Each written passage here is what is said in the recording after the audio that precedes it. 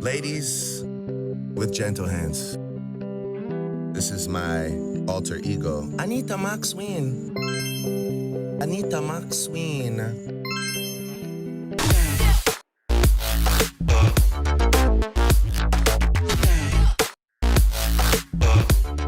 What is up, my people? Welcome back to the channel. I'm your boy Naseem the Dream, and we are here. It is time. The moment of truth is upon us. It is time to release my top albums list of the year. And might I just say, we've had one hell of a year of entertainment. I really feel like all around, with music, with film, anything, we have just been gifted with so many good pieces. I have put together a list of 50 albums that I feel like were the best to me. Now, these records do not have anything to do with objective truth or my rating system at all. This is just strictly what I appeal to most in order, what I really like the most. That simple. So don't overthink it, don't get pissed off, even though you're probably gonna get mad anyway. And this is gonna be pretty similar to my top 50 singles. I'm not gonna talk so much for each album that I'm listing on here. I'm really gonna burn through it until I get to the really top of the tops, and then I'll elaborate a little bit more. Without further ado, here it is, the top 50 albums. Let's go. With the number 50 spot, I have chose this experimental electro pop horror pop group that I really enjoy hearing them come back with new material. It is Helt's Rat Wars. Number 49, I had to give it to Joanna Sternberg. I've Got Me, really great indie folk. With number 48, that is gonna go to George Clanton's Oh Rap Aya. Delivering the number 47 pick goes to LA conscious hip hop artist Navy Blue with Ways of Knowing. 46, the UK pop queen, ladies and gentlemen, Pink Pantheress, Heaven Knows. 45, probably the best country record I heard all year. That is from Zach Bryan's self-titled record. 44, a record that y'all have been sleeping on with the cloud rap scene, Lancey Foes, Back to the Trap. 43, a good punk rager with Snooper, Super Snooper. 42, a man with immense creativity in the hip-hop scene, Genesis Owusu's Struggler. 41, the biggest shocker of the year for me, that is Lil Yachty's Let's Start Here. 40, I had to give it to another electro pop group that is just really good with their hardcore aesthetic, that is Snow Strippers' April Mix 3. 39, some alluring R&B,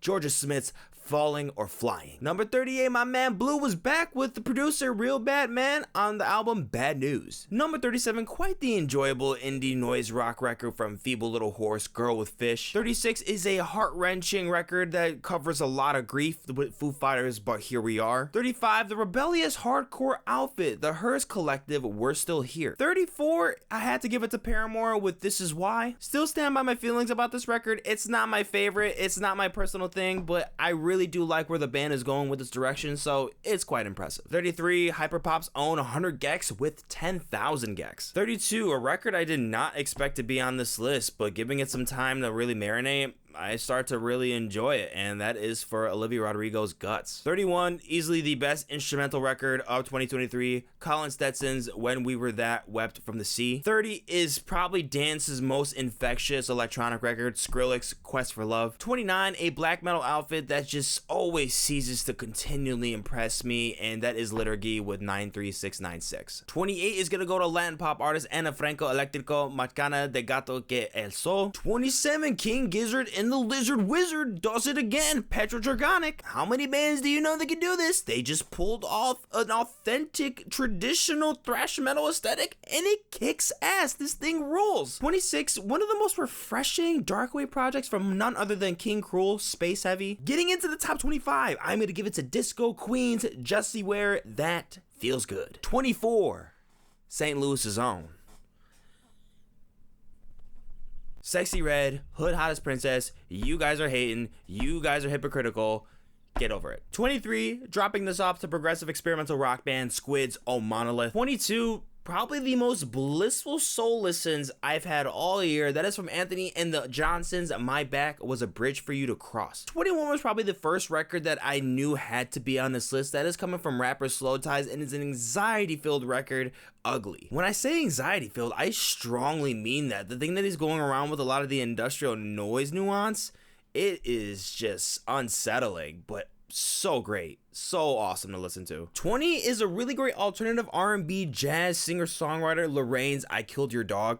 19 is just one of the most beautiful folk pieces and just one of the most brilliant singer-songwriters to come from folk. That is definitely from Sufjan Stevens' Javelin. 18, probably one of hip-hop's favorites, Billy Woods and Kenny Segal's Maps. The clever bars that this man just pops up and writes down and just spits so seamlessly. It is just incredible what this man can do with almost any producer. This dude rules. 17, if you love art pop, there's no way you don't love this record. That is from Caroline Polachek's Desire, I Want to Turn Into You. 16, man, is this a very long record, but it is insanely deep and detailed and progressive with its noise influence, and that is coming from the now apparently discontinued band Sprain, The Lamb as Effigy. 15, that is gotta go to Lana Del Rey's Did You Know That There's a Tunnel Under Ocean Boulevard? A collection of progressive Baroque ballads that hit me on a much deeper level than any other Lana record. And that's saying a lot, especially in the past 5 years. What we gotten from Lana has just been absolutely gorgeous. Like, the features on this record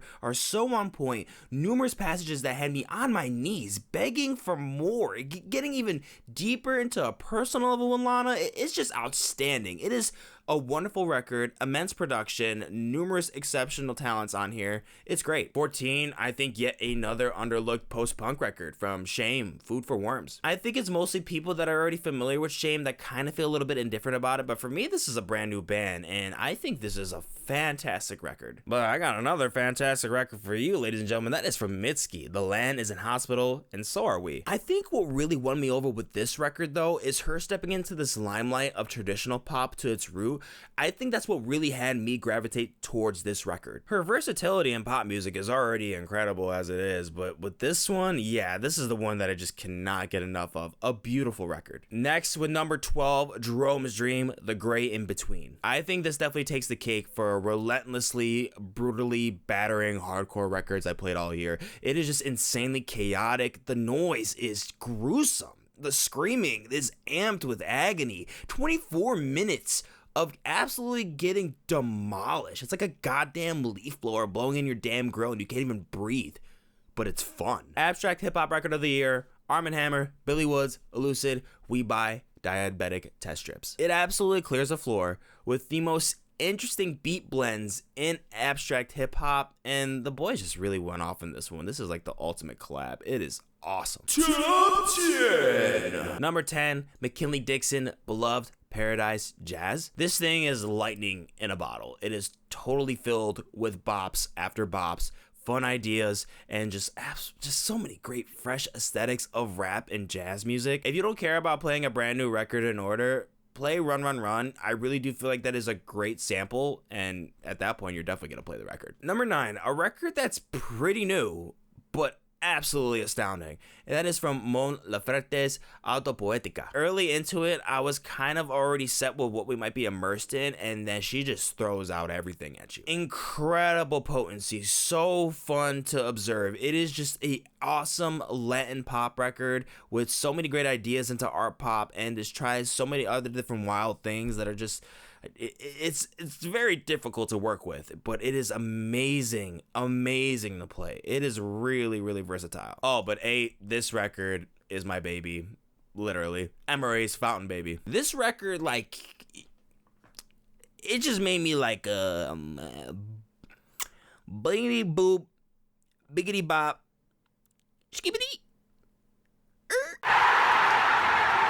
7, a group that just deserves so much more respect than they really get. Group Therapy. I was mature for my age, but I was still a child. This R&B hip hop group absolutely kills it on the mic. They are absolutely so much fun to really take part of. Their chemistry really makes you feel something from them. Like, they really feel like very, very close as a friend group, and it shows so much in the way they display their quality into their music. And also adding an alluring female vocalist, that just brings so much more of a strong dynamic in here, because these guys are spitting.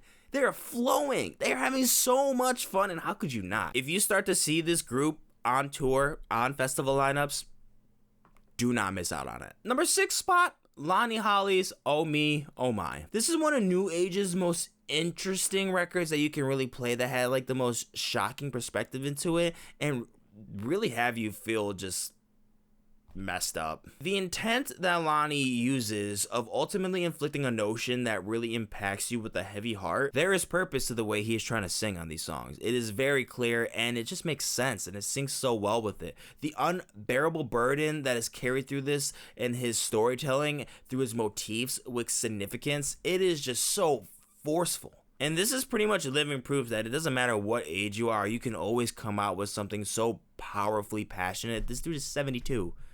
And this record is on my number 6 spot. Might not seem like a lot to you, but to me that means something. Top 5 albums. Here we go. Number 5, JPEGMAFIA and Danny Brown, Scaring the Hoes. I really don't think that there's any other hip-hop record necessarily that actually tops this objectively. JPEG and Danny have already been coming out with insane solo records by themselves with incredibly exceptional moments in hip-hop. Seeing this duo is like seeing Goku and Vegeta about to whoop some ass. It's that heavy. It is that good. For a record I did really like when it came out, but oh my god, I grew to it. That is from boygenius, the record. It's already obvious to say that this collab is already insane with Phoebe Bridgers, Julian Baker, Lucy Dacus. If you already play their music, that is just an insane trio. Hearing their vibrance work together so well and just blend into something that is just so like gushy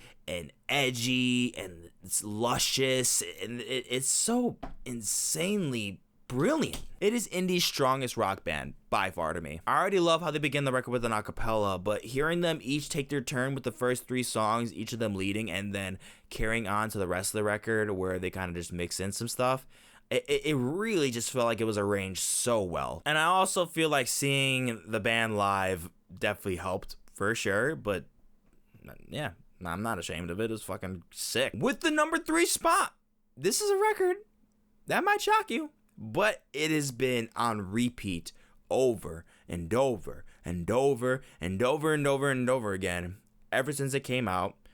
That is Metro Boomin's Across the Spider-Verse. And I truly do not care how disgusting this looks to be towered over all these other records. It has been one of the most fun, enjoyable listens of the year for me in hip-hop music. I have an attachment to the record because of the film. The film is absolutely stunning. It's a masterpiece. But I don't think he just came out, in my opinion, with just hip-hop tracks that just worked for him. I think he really thought about how much these songs can really work with the film, especially because a good chunk of these songs were played with scenes in the film, and it really felt like just him stepping up as a producer even higher. I mean, the dude is already one of the most acclaimed hip-hop producers in the game right now, but doing this for a movie soundtrack, bruh? Sheesh. Annihilate, Am I Dreaming, Hummingbird, Self-Love, this track list is amazing. It works so well. It makes sense with some of the scenes that it's trying to remember, like help you remember. Textures and the color palettes, it's so perfect with this animated film, and it's great to listen to. It is super clean, very vivid, and dude, it's amazing. It literally produced the first Coil Ray song that I adore. Number 2 is gonna go from the lovely return from Sampha Lahai. Artists that are this seldom on paper just happen to come out with the best projects. They have the most time to really kick back, think about new ideas, gain new influences, and I think Sampha really took a lot of time in this vast amount of years to make sure that he's delivered a brand new elevating record to his craft. That is this. The heavy highlights on this thing just stick with me every single time I even think about R&B. Spirit 2.0 was already a great teaser. Hearing some of the new instrumental ideas that he had for this record, brilliant. Brilliant, start to finish. Everything is just so gentle, and his singing is just absolutely heavenly. It is a beautiful, stunning record to play. This man came up with the steal, but I played this enough times to feel this confident about this spot. Sampha, you are amazing, my friend. And now, this is the moment you've all been waiting for. It's time! The number 1 album of the year goes to Geese 3D Country. God of the sun, I'm taking you down on the inside. When the Caliuga comes and closes my eyes, and we can die by the egg crash.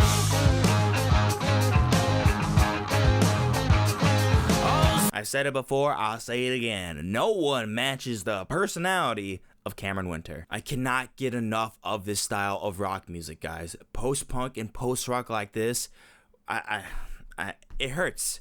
It hurts. Because I want you to know about this stuff so badly. I don't think enough people give recognition to bands like these. You know how many records I play where people just sound bored and dead? Even some records that I feel like try to be consistent, that are overall good, but it's not that easy. This is the absolute blueprint to how I love to hear a rock record with personality. It's so fun, it's witty, and it tries to make you laugh at times, but the thing is that it also just does some very outlandish things at the same time that are just catch you so off guard. Jarring drum lines, insanely beautiful high vocal lines, riffs that will absolutely rock your world. I resonated so much with these records on this list, guys, but this is the one that I just, oh my god, I love this band. I love everything that they do. I can't wait to just keep up with them. This is their second record, and it is just this is the album that makes me appeal to my weirdness even more. It's just